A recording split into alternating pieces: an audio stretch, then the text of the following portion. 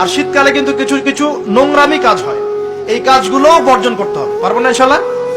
1 নম্বর নোংরামিটা হচ্ছে শীতকালে দেখবেন এমন কিছু মানে অনুষ্ঠানের আয়োজন করা হয় যেগুলোতে মানে অপসংস্কৃতির বাদ্যযন্ত্র বাজতে থাকে। খেয়াল করে স্পেশালি দেখবেন গ্রামে গঞ্জে কিছু কিছু পিকনিক আয়োজন করে, এগুলোতে দেখবেন এমন গান বাজনা বাজায়, ডিজে গান বাজায় যে মানুষের সারা রাত ঘুম হারাম হয়ে গেছে। হয় না এরকম? এরকম হয়।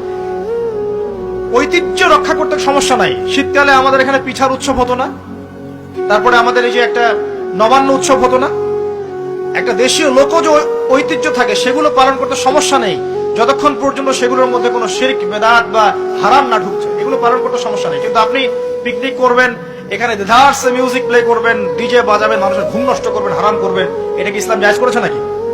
এই কাজগুলো শীতে বেশি হয়, সতর্ক থাকবেন। শীতে আবার দেখি আমরা অনেকেই কি করি, ব্যাডমিন্টন খেলেন, তাই না? সরকারি লাইন থেকে একদম মাশাআল্লাহ ইলেকট্রিক লাইন নিয়ে, যদি খেলতে হয় নিজের বাড়ির লাইন থেকে খেলবেন, নিজের বাসা থেকে লাইন নিয়ে খেলবেন। খেলেন, আমি উৎসাহিত করছি, কারণ এটা আপনার ফিজিক্যাল স্ট্যামিনার বাড়াবে, অ্যাটলিস্ট আপনার শরীর চর্চা হবে। ঠিক আছে, আপনার শরীর চর্চার দরকার আছে।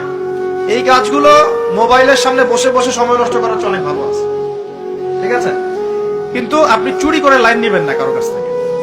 তারপর শীতকালে দেখবেন কি হয়, বেশি বেশি মাদকের